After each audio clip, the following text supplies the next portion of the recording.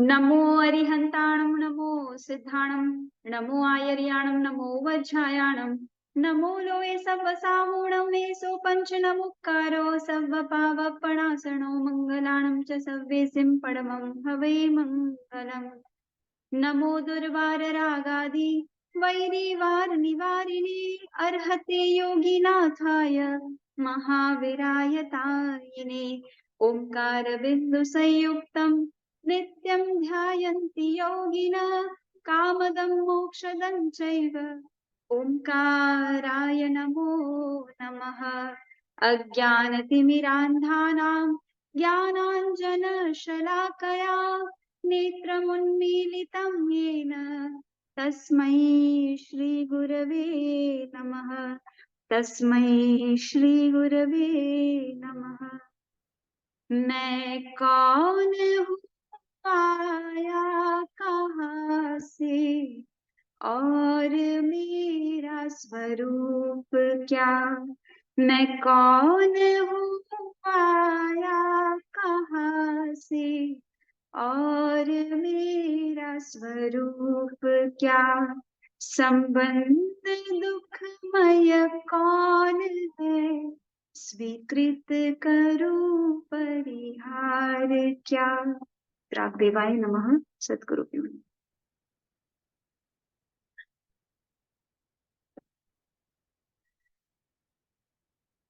अपनी आज की कक्षा शुरू करने से पहले जो 2-3 प्रश्न आए थे उनका संक्षिप्त में उत्तर दूंगी।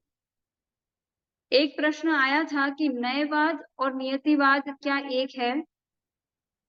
तो हमने लास्ट क्लास में नए को जानने का प्रयास किया था। नए जो है सत्य को देखने के तरीके हैं, अलग अलग नजरिए है, अलग अलग दृष्टिकोण है, उसको नए कहा जाता है। तो सत्य को देखने का जो तरीका है, जो नजरिया है, वो नए है और प्रत्येक नए अधूरा सत्य है। ठीक है। और नियतिवाद के विषय में पूछा गया तो नियति यानी हमारा भाग्य। तो पूर्व में किए गए हमारे कर्म जो है वे हमारे आज का भाग्य है और आज जो हम कर्म करते जा रहे हैं वे हमारे भविष्य का भाग्य बनने वाले हैं। तो आज जो भाग्य है वो पूर्व कर्म का सत्य है और नए जो है वो अधूरा सत्य है। दोनों की दिशा एक जैसी नहीं है, इसे इन दोनों के अंदर संबंध नहीं है। नए तो देखने का तरीका है और भाग्य तो कर्म का फल है और कुछ नहीं। तो इन दोनों का समन्वय तो है नहीं, दोनों दो अलग विषय है। फिर दूसरा प्रश्न ये आया था कि लाख कोशिश करने के बावजूद भी पूर्व के संस्कार या पूर्व की परिस्थितियां आपके आज के वर्तमान को प्रभावित करती है। बार बार ऐसे लोगों के मध्य में रहने से वही चीजें दोहराई जाती है। तो ये कोई प्रश्न था।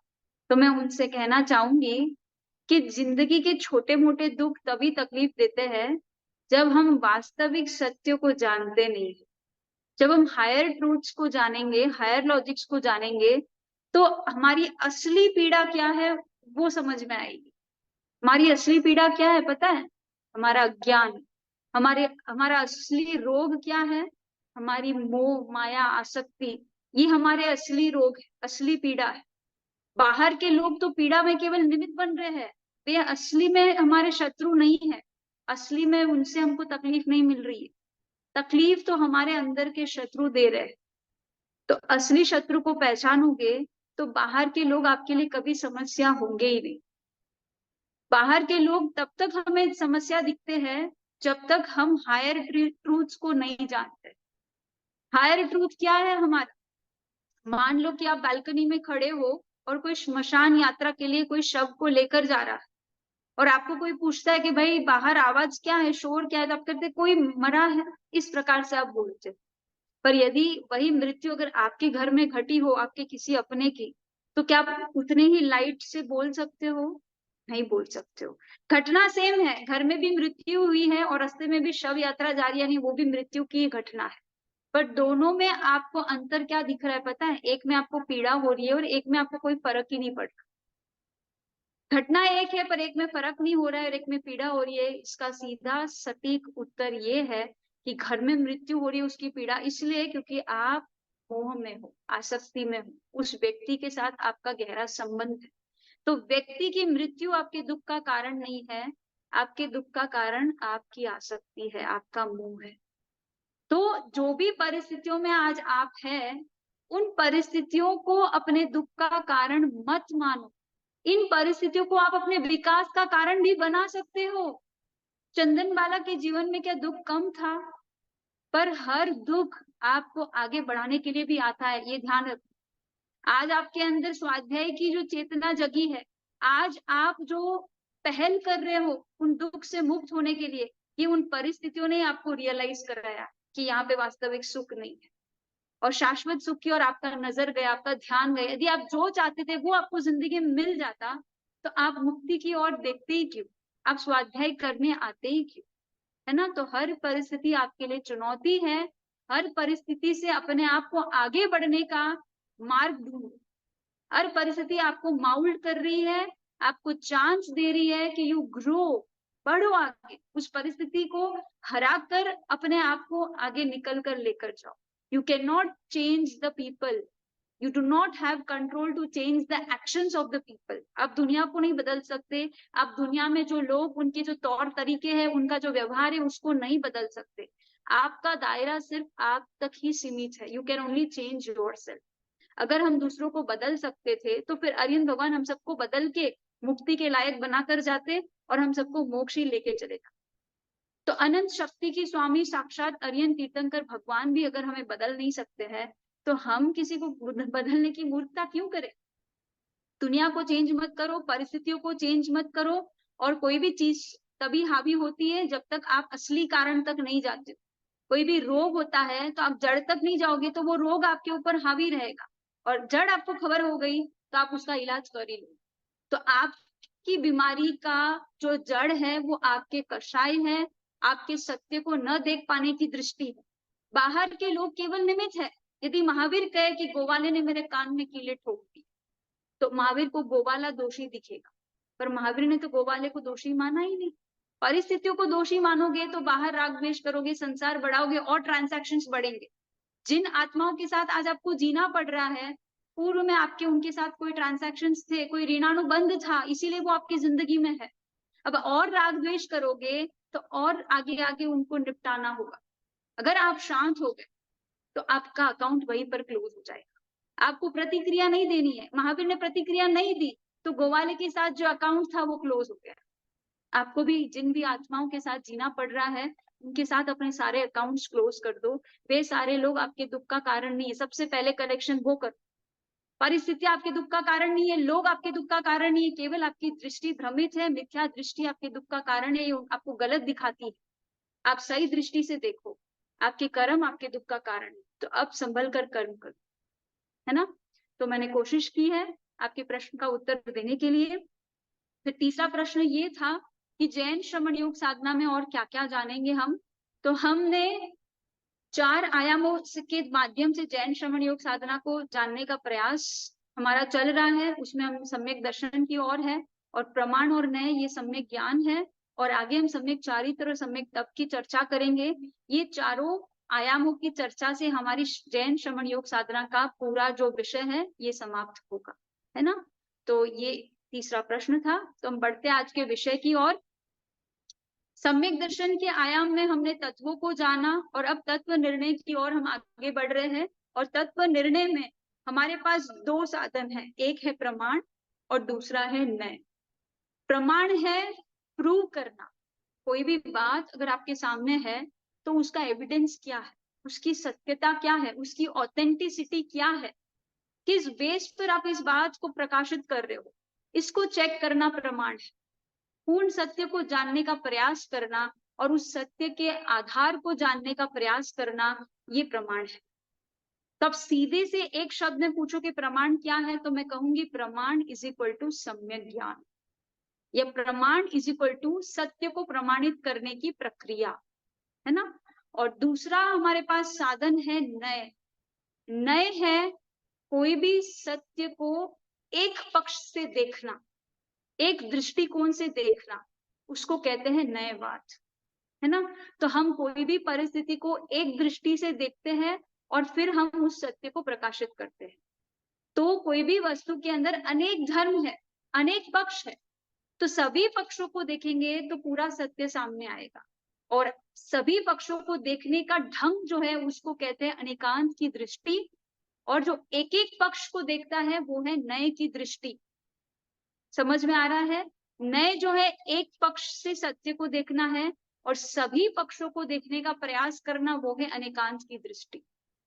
तो हमने एक उदाहरण से इसको समझने का प्रयास किया था कि 6 अंधे ने 6 अलग-अलग स्थानों से हाथी को पकड़ा और हाथी का विवरण दिया कि हाथी खंबे जैसा है, हाथी झाड़ू जैसे है, हाथी जो है रस्सी जैसा है। अलग-अलग जगह से अंधों ने पकड़ा और हाथी के बारे में वर्णन किया। तो एक-एक वर्णन, एक-एक अंधे ने जो-जो भी कहा वो एकदम सत्य कहा। हाथी खंबे जैसा भी है, हाथी झाड़ू जैसा भी है, हाथी सुपड़े जैसा भी है, हाथी रस्सी जैसा भी है।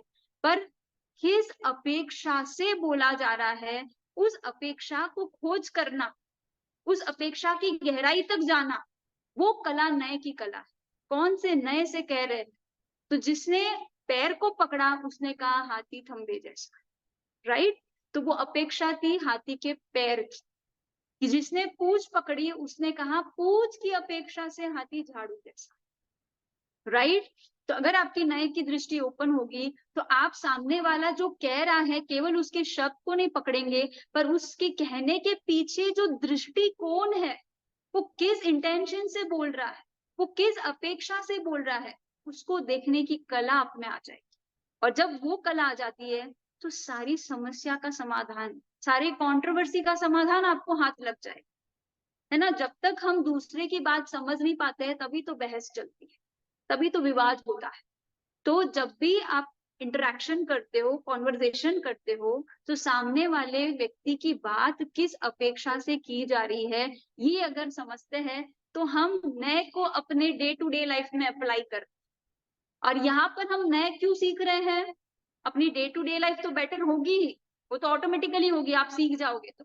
पर हम यहाँ नए सीख रहे हैं तत्व निर्णय करने के लिए। तत्व क्या है? आत्मा। आत्मा सार है। आत्म तत्व को जान रहे हैं। तो आत्म तत्व के बारे में जब शास्त्र में विरोधी बातें आएगी, एक बार कहेंगे अरे आत्मा नित्य है, दूसरी बार कहेंगे आत्मा नित्य है, एक बार कहेंगे कि आत्मा जीवित है, एक बार कहेंगे कि आत्मा मरती है। अरे भला आत्मा मरती है क्या? मरती किस अपेक्षा से कह रहे हैं और अमर है वो किस अपेक्षा से कह रहे हैं? आपको सारी अपेक्षाओं से जानना होगा आत्मा को, तभी आप तत्व निर्णय करके तत्व श्रद्धा की ओर बढ़ेंगे। और तत्व श्रद्धा ही आपको तत्वानुभूति की ओर ले जाएगा, and you will experience atma. So until you don't experience atma, you have to know and know and know the atma. देखो, एक्सपीरियंस करने में और जानने में क्या अंतर है? मान लो कि किसी विदेशी व्यक्ति ने कभी रसगुल्ला नहीं खाया, ये इंडियन डेजर्ट है, उसने कभी खाया नहीं है, सिर्फ रसगुल्ले के बारे में सुना है, बहुत सुना है, बहुत उसको रसगुल्ले के विषय में पता है कि भाई ये दूध से बनता है, दूध को फाड़ना चाहिए, इसमें इतना प्रोटीन है, इतना इसके न्यूट्रिशन वैल्यूज है, जो भी है उसके पास बहुत सारी जानकारी है। तो उस जानकारी मात्र से उसको रसगुल्ले का मजा आ गया क्या? नहीं आया। क्यों? क्योंकि रसगुल्ले का मजा तो तब आएगा जब उसको खाया जाएगा। तो एक व्यक्ति है जिसको रसगुल्ले की कोई जानकारी नहीं है, पर उसने रसगुल्ला खाया हुआ है तो रसगुल्ले का लुफ्त उठाता है, उसको बड़े मजे आता है रसगुल्ला खाने में, क्योंकि वो एक्सपीरियंस करता है। तो आत्मा के विषय में आप जानते रहोगे तो मजा नहीं आएगा। जिस प्रकार रसगुल्ले को भोगना होगा तभी मजा आएगा, वैसे ही आत्मा को अनुभव करना पड़ेगा। आपने केवल इंफॉर्मेशन से जाना है कि आप आत्मा है, आप ये शरीर नहीं। पर जिस दिन आप आत्मा की अनुभूति करोगे, एक्सपीरियंस करोगे, तभी आपको आनंद आएगा। तब तक आपको आत्मा का सुख पता ही नहीं चलेगा। तब तक तो मोक्ष में स्थित भगवान कैसा सुख भोग रहे आपको पता ही नहीं चलेगा। Unless you don't taste rasgulla, how will you क्या बोलते हैं, मजा कैसे लूटोगे? तो वैसे ही unless you don't taste the soul, unless you don't experience you as a soul, आपको मजा नहीं आएगा, आपको सिर्फ भगवान के सुख की खबर नहीं होगी। तो अब हमें उस आत्मा की अनुभूति की ओर जाना है। तो उस अनुभूति की ओर जाने के लिए हमने 3 स्टेप्स बनाए हैं, तत्व रुचि, तत्व निर्णय और तत्व श्रद्धा। तो तत्व रुचि हुई तभी तो आप सिर्फ स्वाध्याय कर रहे हो, सुन रहे हो, कुछ तो इंटरेस्ट जगा है कि अरे मुझे कुछ जानना है। सत्य क्या है ये जानना है। तो तत्व रुचि हुई है। अब हम प्रमाण और नए से तत्व निर्णय करेंगे। तो प्रमाण जो है वो पूर्ण सत्य को प्रमाणित करता है और नए जो है वो अधूरे सत्य है, हाफ ट्रूथ है, पार्शियल ट्रूथ। तो हमने बात की थी कि 4 प्रकार के प्रमाण हैं जिनका मैंने ब्रीफ एक्सप्लेनेशन दिया था। परोक्ष प्रमाण, प्रत्यक्ष प्रमाण, अनुमान प्रमाण और आगम प्रमाण, है ना। परोक्ष प्रमाण मति ज्ञान और श्रुत ज्ञान है। प्रत्यक्ष प्रमाण है अवधि ज्ञान, मन परे ज्ञान और केवल ज्ञान। सबसे पहले हम इस परोक्ष वर्ड को क्रैक कर देते हैं। परोक्ष यानी पर के बेस पे जो ज्ञान होता है, डायरेक्टली नॉलेज जो नहीं होता, किसी के ऊपर डिपेंड होके नॉलेज होता है। जैसे आत्मा को यदि देखना है तो आंखों के द्वारा आत्मा देखती है, अगर आत्मा को सुनना है तो कानों के द्वारा सुनती है, अगर टेस्ट करना है तो जीभ के द्वारा, अगर गंध लेनी है तो नाक के द्वारा। तो जो भी ज्ञान आत्मा अब वर्तमान में ले रही है वो इंद्रियों के बेस पर ले रही है। क्यों? क्योंकि आत्मा अभी डायरेक्ट नॉलेज लेने की स्थिति में नहीं है। चारों ओर आत्मा के सघन ज्ञानावर्ण कर्म घिरे हुए हैं और इसीलिए हम लोग के पास प्रत्यक्ष ज्ञान नहीं है। तो इंद्रिय ज्ञान को हम परोक्ष ज्ञान कहते हैं। केवल जैन शास्त्र ऐसा है जो कहता है आंखों देखी बात इज नॉट रिलायबल। भरोसा मत करना, हर आंखों देखी बात सच नहीं, हर कानों सुनी बात सच नहीं है। क्योंकि हमारे इंद्रिय इनएफिशिएंट है नॉलेज को ग्रहण करने के लिए। आप लोग सब एयरपोर्ट में गए होंगे, आप लोगों ने फ्लाइट देखी होगी, है ना। फ्लाइट का आकार, शेप सब देखा होगा, आपको साइज पता है फ्लाइट का। तो यही फ्लाइट जब आकाश में उड़ती है तो ये आंखें आपको कैसे दिखाती है बताओ? एयरपोर्ट में तो आपको कुछ और दिखाती है और उड़ते समय आपको कैसे दिखाती है? चावल के दाने जितनी, है ना, इतनी छोटी सी दिखाती। तो आप इस आंखों का भरोसा करोगे कि आपको सत्य दिखाएगी? नहीं ना, हर आंखों देखी बात कहाँ सच हो सकती है बताओ। अगर आप इन आंखों और कानों को बिलीव करोगे तो धोखे पे धोखे खाते जाओगे। Because sensory knowledge is inefficient, is limited. ज्ञान लिमिटलेस है और हमारी इंद्रियों की कार्यशैली बहुत ही सीमित दायरे में ही काम करती है। एक लिमिटेड डेसिबल्स है, इससे धीमा आवाज हो तो आपके कान सुन नहीं सकते और इससे तेज आवाज हो तो आपके कान सुन नहीं सकते। एक लेवल है जिसके अंदर अंदर कोई आवाज हो तो ही आपके कान सुन सकते हैं। कोई चीज आपके जीभ के टेस्ट बड्स पर आकर बैठे तो ही आप उसका टेस्ट कर सकते हैं। अगर जीभ के नीचे भी लग जाए ना खाना तो आपको टेस्ट नहीं आएगा। इतना ही लिमिटेड एरिया है, राइट। तो हमारी इंद्रियों के ज्ञान ग्रहण करने की क्षमता बहुत ही लिमिटेड है और इनएफिशिएंट है और अनरिलायबल है। और इसीलिए जैन शास्त्र मात्र एक कहता है कि इंद्रिय ज्ञान जो है वो परोक्ष ज्ञान है, वो इनडायरेक्ट नॉलेज है। अगर आप पूछोगे कि हमारा सा अगर आत्मा आंखों के द्वारा देखती है तो देखने दो ना, क्या अंतर पड़ता है? आखिर देख तो आत्मा ही रही है। तो डायरेक्ट और इनडायरेक्ट क्या है? देख तो आकर आत्मा, तो ज्ञान तो आत्मा ही कर रही है ना। तो अंतर क्या है परोक्ष ज्ञान में और प्रत्यक्ष ज्ञान? तो अंतर क्या है? ध्यान से सुनना। मान लो आपको आकाश के तारों को देखना है तो आप एक टेलीस्कोप का हेल्प लोगे, आप एक दूरबीन लोगे और उस दूरबीन से देखोगे, आपको साफ साफ दिखेगा कि ऊपर तारों की दुनिया में क्या हो रहा है। अब आपके पास एक व्यक्ति खड़ा हो जाए और वो बिना टेलीस्कोप के, बिना दूरबीन के ठीक वैसे ही देख पाता है जैसे आप देख रहे, तो आप किसको बेटर कहोगे? जो टेलीस्कोप से देख रहा है वो, या जो बिना टेलीस्कोप से देख रहा है ना। हम उसी को बेटर कहेंगे कि जो बिना टेलीस्कोप से भी वही देख पा रहा। और अगर मानो कि उसके पास एक तीसरा व्यक्ति आया जो आंखों से भी नहीं देख रहा है, आंख बंद करके वो बोल दे रहा है कि तारों की दुनिया में क्या हो। सोचो, तो सबसे बेटर कौन है? तीनों ने एक ही चीज देखी, एक ने टेलीस्कोप से देखा, एक ने बिना टेलीस्कोप से डायरेक्ट अपनी आंखों से देखा और एक ने ना तो टेलीस्कोप का हेल्प लिया और ना ही आंखों का हेल्प लिया। आंखें बंद कर ली और उसने डायरेक्टली अपनी आत्मा से, इंट्यूशन से, इनसाइट से उसने देखा। तो कौन बेटर है बताओ इनमें? किसका ज्ञान रिलायबल होगा? तीसरे व्यक्ति का, राइट। तो ये होता है प्रत्यक्ष ज्ञान, ये होता है डायरेक्ट नॉलेज, राइट। तो आज हमारी स्थिति ऐसी है, पंचम काल के अंदर हमारे पास केवल 2 ज्ञान की क्षमता है, मति ज्ञान और श्रुत ज्ञान, और ये दोनों ही परोक्ष ज्ञान। ये आपकी आत्मा का डायरेक्ट कॉग्निशन नहीं है, डायरेक्ट परसेप्शन नहीं, राइट? तो इंद्रियों के माध्यम से जो जानते हैं उसको कहते हैं मति ज्ञान। मति यानी सिंपल वर्ड्स में बोलो तो बुद्धि, इंटेलिजेंस। तो आपकी जो ये इंटेलिजेंस है, ये 5 इंद्रिय और छठे मन, इन 6 का मदद लेकर जो है आपका आईक्यू जो है काम करता है। तो मति ज्ञान जो है 5 इंद्रियों और छठे मन, इन 6 से होता है। अब इस मति ज्ञान की कार्यशैली को हम समझेंगे, बड़ी अद्भुत है, बहुत ही अद्भुत तरीके से हमारी बुद्धि काम करती है, और उस बुद्धि के द्वारा अब हमको आत्मा प्रमाणित करनी है। तो पहले हम बुद्धि कैसे काम करती है उसको देख लेंगे, है ना? हमारी बुद्धि, हमारी जो ये मति, ये 4 स्टेजेस को क्रॉस करते हुए ज्ञान को ग्रहण करती है। जैन शास्त्रों में ये बात आई है कि मति ज्ञान कैसे फंक्शन करता है, हमारा इंटेलिजेंस कैसे फंक्शन करता है, उसके 4 सीक्वेंस है। फर्स्ट सीक्वेंस है, यानी फर्स्ट लेवल में जो होता है कार्य, वो होता है अवग्रह, दूसरा है ईहा, तीसरा है अवाय, और चौथा है धारणा। अब अवग्रह क्या है, ध्यान से सुनिए। Avagraha is the contact of the sensual subject with the senses. इंद्रिय विषयों का इंद्रियों के साथ संपर्क होना। कुछ आवाज आपको सुनाई दी, यानी उस आवाज का और आपके कान का संपर्क होना, उसको कहते हैं अवग्रह।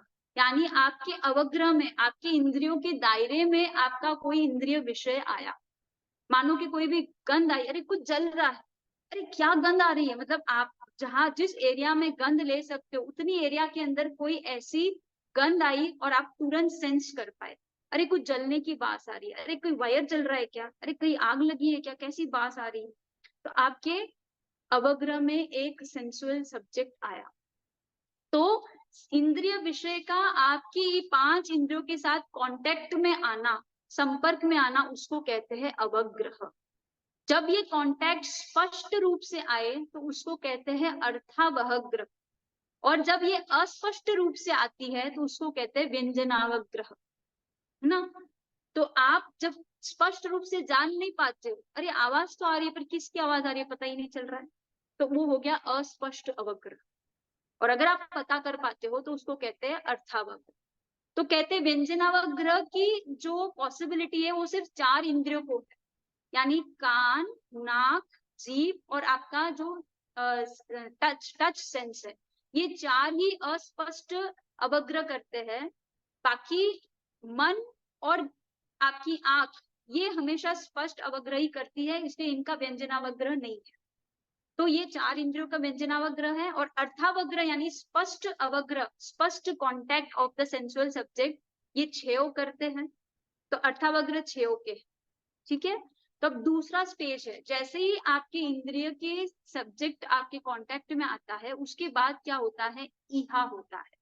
ईहा यानी ऊहा पो होना। ऊहा पो यानी आप कंपेयर करते हो या अंडरस्टैंड करते हो कि वो क्या है। अगर कोई पहले से जानी हुई चीज है तो आप उसको आपकी मेमोरी के साथ कंपेयर करोगे। मान लो कि अंधेरा है और कुछ ऐसे क्रॉल करते हुए दिखा आपको, अरे ये रस्सी है कि सांप है, ये क्या है, मतलब पहले तो आपको कुछ दिखा, तो वो हो गया आपका अवग्रह। अब वो दिख नहीं रहा है क्योंकि अंधेरा है, तो आपको पता नहीं चल रहा है कि अरे वो रस्सी है कि सांप है, तो ऊहा पो हो रही है, कंपैरिजन चल रहा है। अरे सांप मतलब वो हिलेगा, तो वो हिल रहा है क्या, चल रहा है क्या, उसकी श्वास चल रही है क्या, उसमें थोड़ा भी मूवमेंट है क्या, अगर मूवमेंट है तो वो सांप है, और अगर मूवमेंट नहीं है तो पक्का रस्सी है। तो ईहा पो होना यानी you compare, you try to understand what has come into your contact. So that is the second stage of your mati gyan, which is called as iha. Now in the third stage you decide, you come to know what really it is.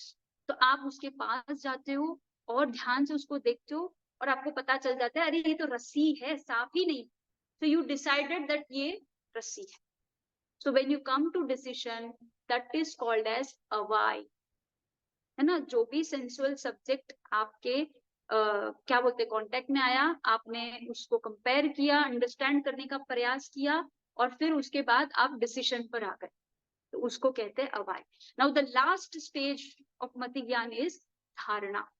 So now you want to memorize it. अब आप उसको आपकी बुद्धि में धारण करके रखो, आप उसको स्टोर करके रखोगे। उस स्टोरेज की प्रक्रिया को बोलते हैं धारणा।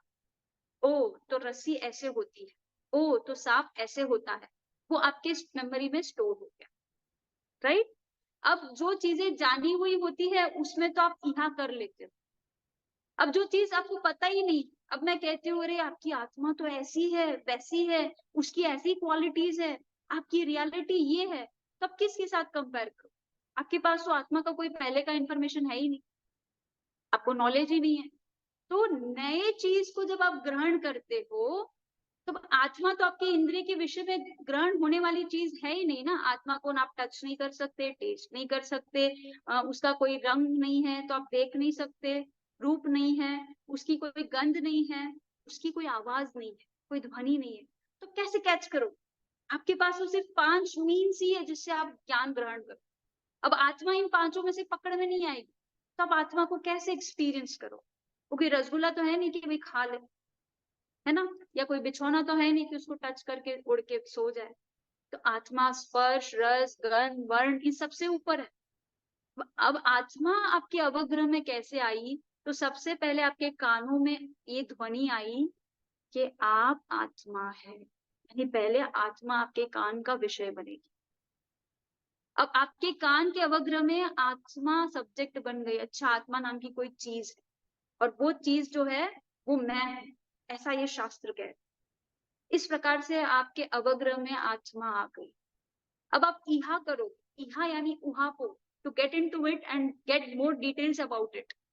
क्या है आत्मा? तो आप उसकी क्वालिटीज को गौर करो।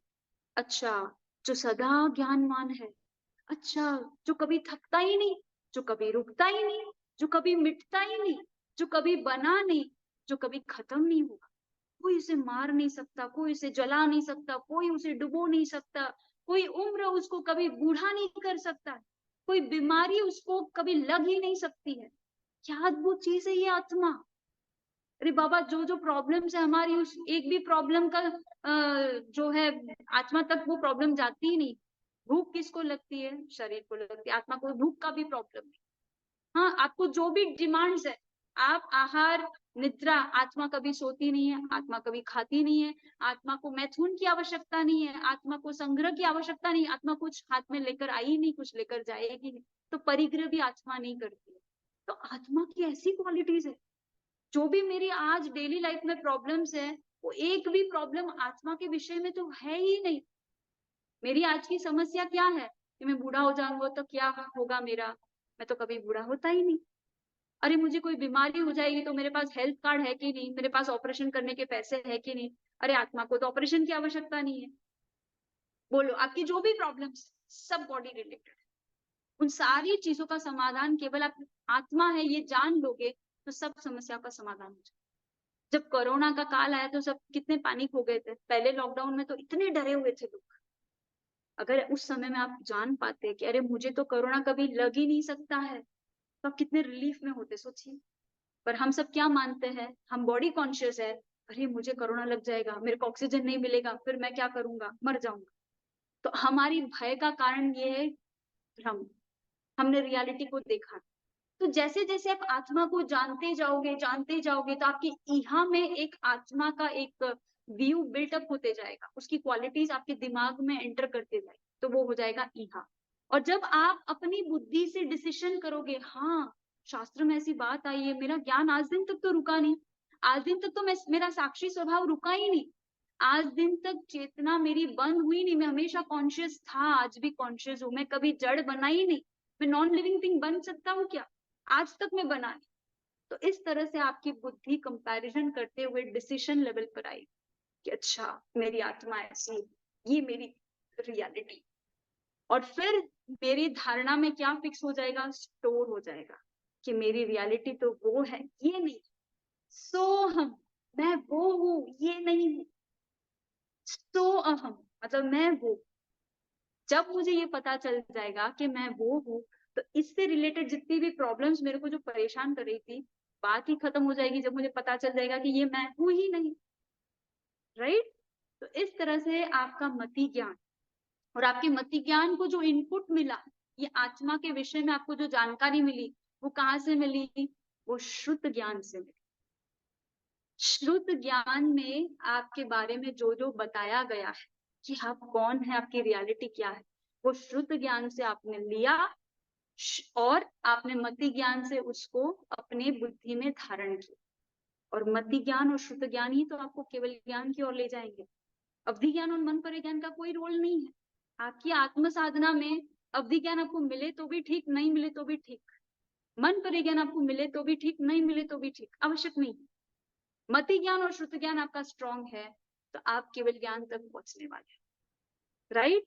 तो परोक्ष प्रमाण यानी मति ज्ञान और श्रुत ज्ञान से जो आपके पास ज्ञान हुआ वो परोक्ष प्रमाण कहा जाता है। तो आत्मा के विषय में जो भी जानकारी आज तक आपके पास है वो सब मति ज्ञान और श्रुत ज्ञान के बेस पर है, और उसी बेस पर आप दुनिया को बोल रहे हैं। जब भी किसी को बोलते हैं अरे हम सब आत्मा है, शरीर नहीं है, तो आप क्या प्रमाण दोगे? आप अपनी मति का और शास्त्र का, श्रुत का प्रमाण दोगे।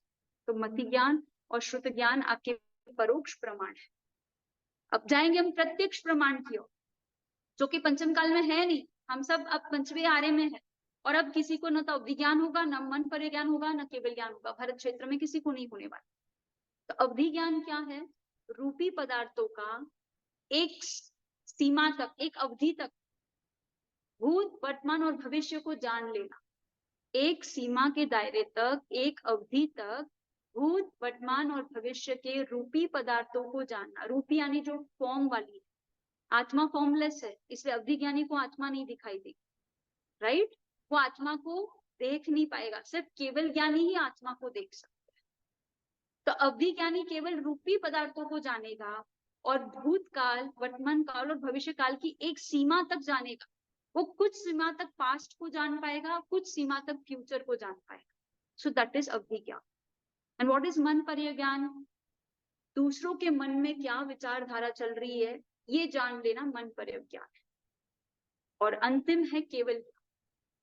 केवल ज्ञान का सब्जेक्ट क्या है? सर्व द्रव्यों के, सर्व पर्यायों के सर्वकालिक युगपथ ज्ञान। ये डेफिनेशन है केवल ज्ञान। यानी संसार के अंदर जितने भी पदार्थ, उन सब के त्रिकालीन यानी सर्वकाल के सभी पर्याय। पर्याय is the transformation of the द्रव्य, है ना। जो बेसिक द्रव्य है वो बदलता नहीं है, पर उसके जो पर्याय है वो बदलते रहते। जैसे आत्मा हमारा बेसिक द्रव्य है, और आत्मा के अलग अलग पर्याय क्या है? कभी आप नारकी बने, कभी आप मनुष्य बने, फिर आप मर्केटेरियंस बनेंगे, फिर आप अलग अलग पर्याय में जाएंगे। तो अलग अलग कर्मजन्य पर्याय हो गए। तो वैसे दुनिया में जितने द्रव्य है उनके सभी कालों के सभी पर्यायों को एक साथ जानना, at a time, at the same time, उसको बोलते हैं युगपथ जानना। तो ये केवल ज्ञान का विषय है। तो ये प्रत्यक्ष ज्ञान है तीनों, और ये तीनों प्रत्यक्ष ज्ञान प्रत्यक्ष प्रमाण, राइट। तो प्रमाण में हमने परोक्ष प्रमाण और प्रत्यक्ष प्रमाण इन दोनों को जाना, और ये परोक्ष और प्रत्यक्ष प्रमाण ही सम्यक ज्ञान है।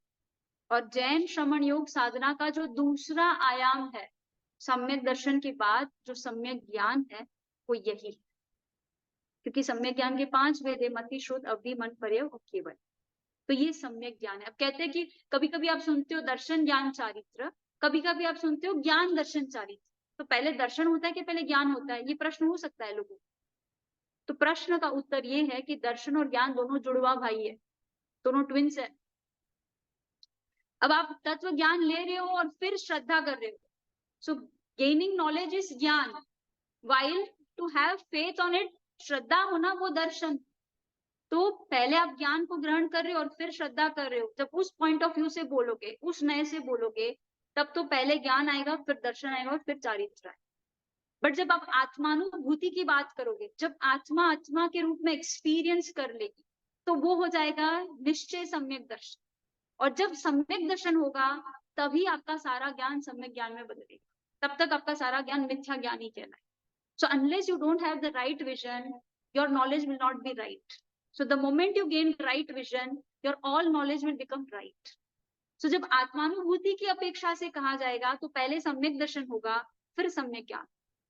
पर जब आपकी बिगिनिंग स्टेज है, जब आप साधना के काल में उतरने के लिए जो तत्व ज्ञान ग्रहण कर रहे हैं, उस अपेक्षा से कहोगे तो पहले ज्ञान आएगा फिर दर्शन आएगा।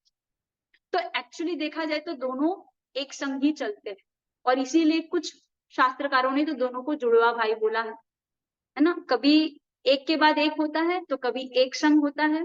तो अलग अलग नए से देखेंगे तो हमको कभी दर्शन ज्ञान चारित्र तो कभी ज्ञान दर्शन चारित्र आएगा।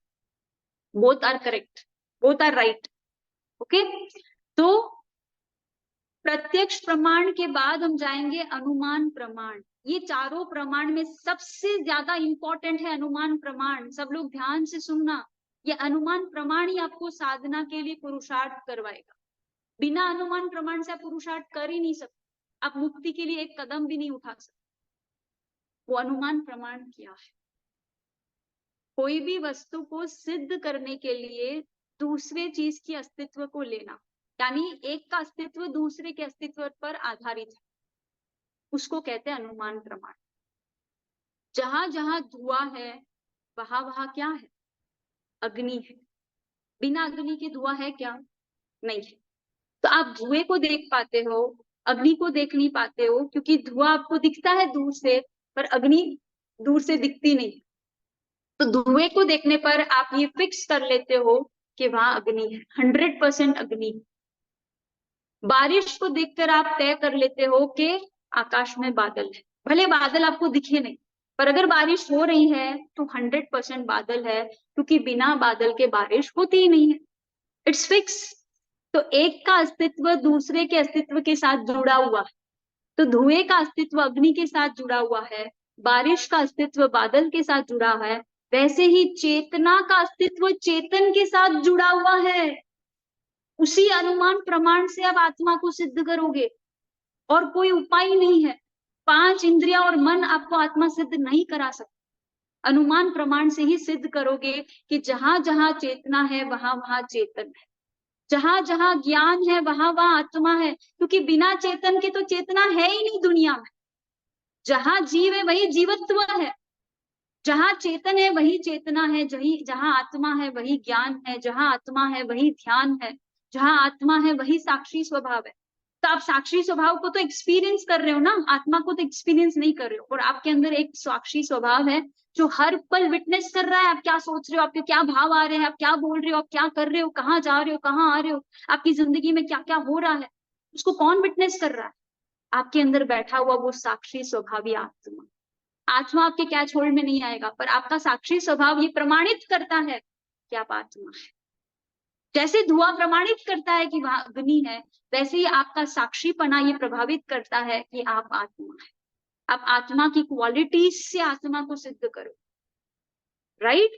तो जो भी आत्मा की क्वालिटीज है उसी से अनुमान हो जाएगा कि वहां आत्मा है। अगर आप जिंदा है, आप आंख बंद करो और अपने आप को प्रश्न पूछो, मैं हूं क्या? हाँ मैं जिंदा हूं। हाँ मैं जिंदा हूँ। जीवित हूं। तो वो जीवपना, वो जीवित्वपना, वो जिंदापना जो है आपके अंदर, वही तो बता रहा है कि आप आत्मा है, क्योंकि आत्मा हमेशा जीवित है, आत्मा कभी मर ही नहीं सकती, राइट।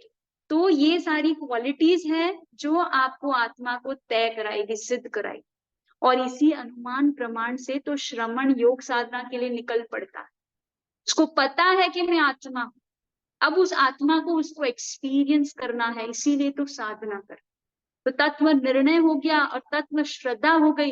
अब वो अपने हाथ पांव उठाने वाला है, पुरुषार्थ करने वाला है, क्योंकि बिना सम्यक चारित्र से तो मोक्ष नहीं हो सकता है, आत्मा का अनुभव नहीं हो सकता है। उसके लिए आपको एफर्ट करना पड़ेगा। Only knowing is not our aim. To put in to the practice what your knowing is what is needed for moksha. तो सम्यक दर्शन और सम्यक ज्ञान तो आपकी पूर्व तैयारी है, आपको प्रायर प्रिपरेशन है कि मैं कौन हूं, मैं क्या हूं, ये निर्णय हो गया, श्रद्धा हो गई। अब उसको एक्सपीरियंस करने के लिए चल पड़ना, वो होता है सम्यक चारित्र।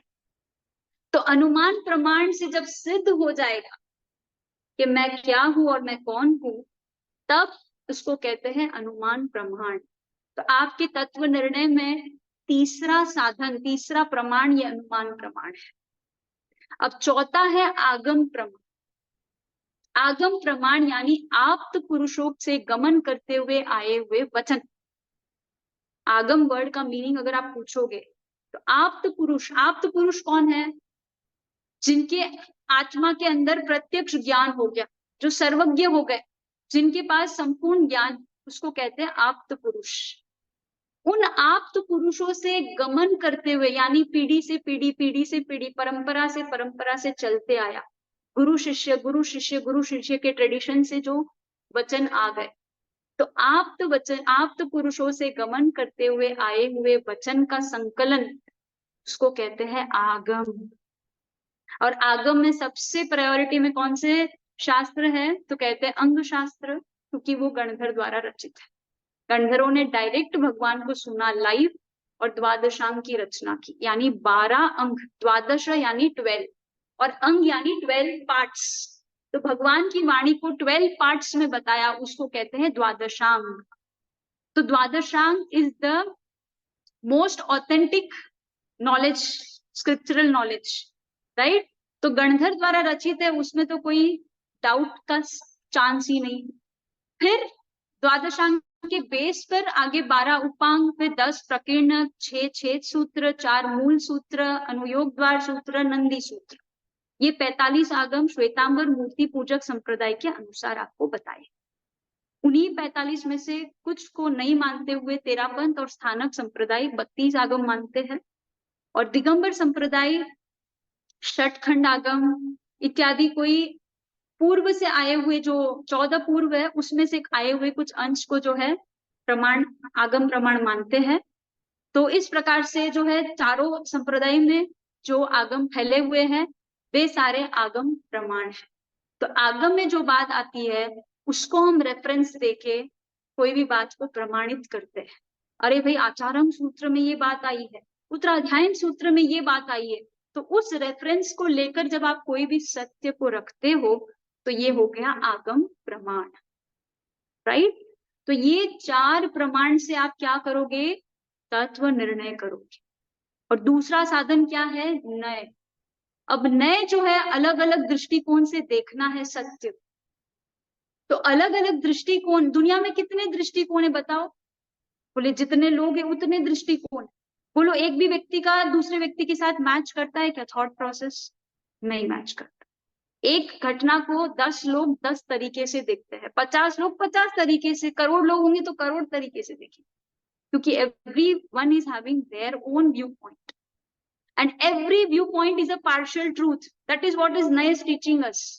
यानी आप जो बोल रहे हो वो भी सत्य है, मैं जो बोल रही हूँ वो भी सत्य है, ये जो बोल रहे वो भी सत्य है, वो जो बोल रहे वो भी सत्य है, सब सत्य ही बोल रहे, कोई झूठ बोल ही नहीं रहा, क्योंकि हर व्यक्ति आधा सत्य ही जानता है।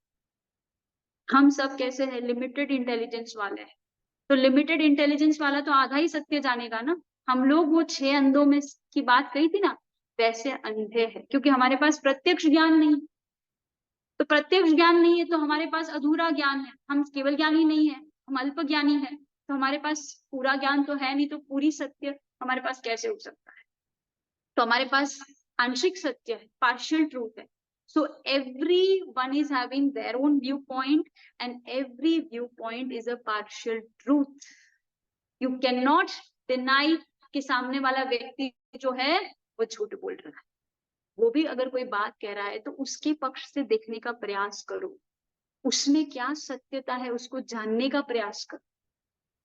So अब जितने दृष्टिकोण है उतने नए हैं, पर इतने सारे दृष्टिकोण को तो हम समझ नहीं पाएंगे। तो केवल ज्ञानी ने हम लोगों को समझाने के लिए ब्रॉडली सभी व्यू पॉइंट्स को 7 वे में क्लासिफाई किया, 7 तरीकों में उनको भेद करके बताया गया।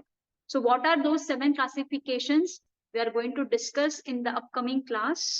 एंड अपकमिंग क्लास में हमारे 7 प्रकार के नए की चर्चा होने के बाद फिर हम बढ़ेंगे सम्यक चारित्र की ओर, क्योंकि सम्यक दर्शन और सम्यक ज्ञान नए के विवेचन के साथ समाप्त हो जाता है। और फिर हम सम्यक चारित्र के प्रैक्टिसेस, यानी एक श्रमण योग साधना में क्या क्या प्रैक्टिसेस करता है उसकी डिटेलिंग में हम आगे बढ़ेंगे। तो आज की क्लास को मैं यहीं पर पूरा करती हूँ। एक छोटा सा भजन है जो अवग्र इहा अवाय और धारणा के बारे में है। आप सब ध्यान से सुनना, आपको मजा आएगा। भेद विज्ञान करने का समय हो गया, स्वपर में भेद करने का समय हो गया, भेद विज्ञान करने का समय हो गया, चेतन जड़ से अलग था, अलग ही है, मेरा क्या मान्यता मेरी, मति में इनका भिन्न अवग्रह हो गया, स्वपर में भेद करने का समय हो गया, भेद विज्ञान करने का समय हो गया, ऊहापोह के ब्रह्म अब दूर हो गया, प्रमाण अवाय हो गया, धारणा में ये सत्य स्थिर हो गया, स्वपर में भेद करने का समय हो गया, जड़ चेतन का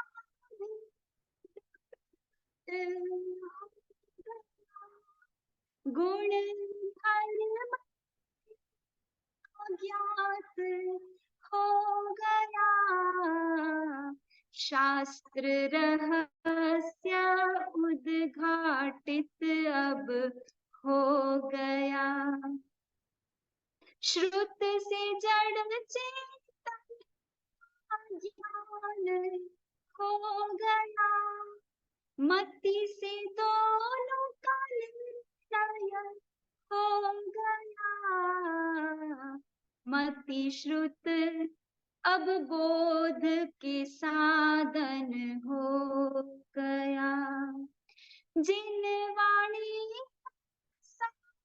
प्राप्त हो गया, ऋषभ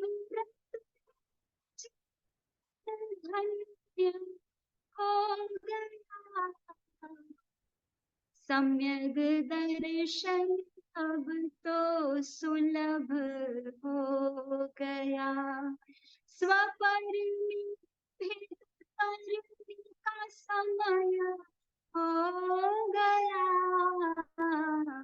भेद विज्ञान करने का समय हो गया।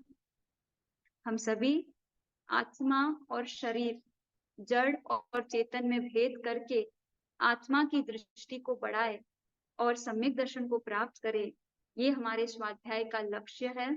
जिन आज्ञा विरुद्ध कुछ भी मेरे से कहा गया हो, त्रिविध मिच्छामि दुक्कडम, सर्व मंगल मांगल्यम सर्व कल्याण कारणम प्रधानम सर्वधर्माणाम जैनम जेति शासनम। आप सभी को जो भी प्रश्न है आप व्हाट्सएप ग्रुप में ड्रॉप करते जाए।